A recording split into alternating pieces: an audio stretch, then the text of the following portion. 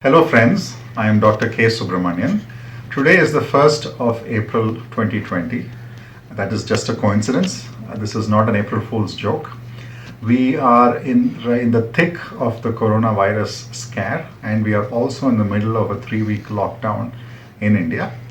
I want to talk about what I believe may be a very powerful preventive measure against corona and possibly a good cure assist as well. I have often wondered why an obvious potential solution such as this has not been talked about much as yet. But as the saying goes, sometimes it doesn't hurt to state the obvious. A brief background: I am an alumnus of Chinmaya Vidyalaya in Chennai, BTech at IIT Madras, PhD at Cornell University in the US. And I have been working as a scientist for several years at GE. And now I run what is possibly India's first R&D outsourcing organization within Power Gear in Chennai, India. And just for clarification, I'm not a medical doctor.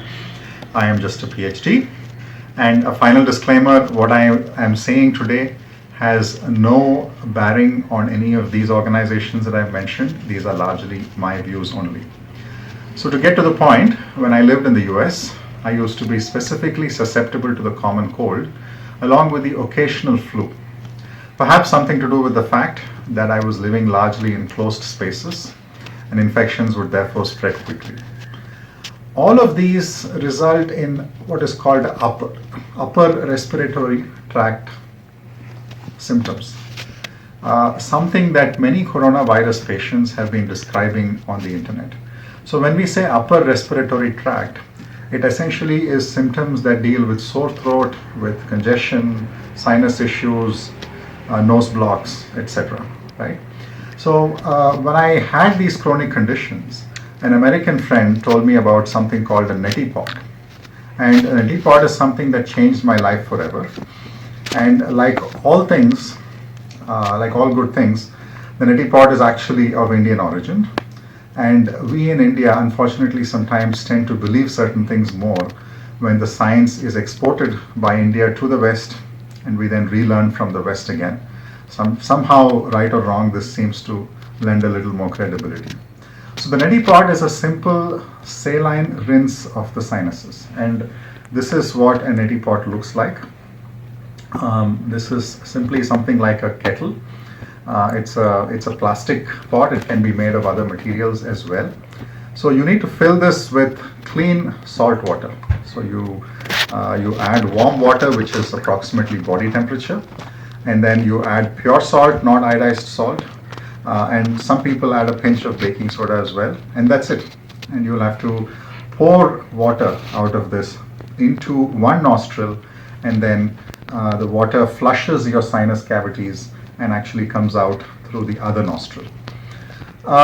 So when you do this, what happens is, there are of course many theories on how this actually works, but people say that it reduces inflammation. People say that viruses don't do too well in salt water, and it's kind of like gargling your throat, a sore throat with salt water, but you do a much better version of that by using salt water to flush all the insides. And yes, the insides are connected, which is why the salt water drains out of another nostril. So the process of doing the neti pot might sound a little bit gross at first, but I'm pretty sure you'll most certainly get used to it in probably the first couple of minutes of usage. So to me, this pretty much eliminated my colds and related upper respiratory illnesses.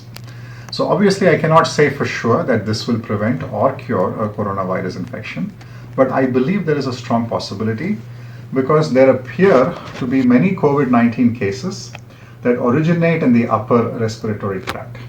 The logic behind this, again, is that it is supposed to flush the sinuses of organisms and infections, reduce inflammation, and that the salt water may not be favorable to viruses. And coupled with the fact that it is just salt water and no other medicines involved, and also consequently very cheap to implement for the larger population in India and for the world. If at all possible, I would like to urge the Indian medical institutions to further study the neti pot. I have seen some instances on the internet where it has been claimed that it may not be effective against the coronavirus, but I still believe, due to my own personal experiences and the immense benefits that I've derived from it, not to mention the extremely low cost of the instrument and the consumables, that we should do a proper study.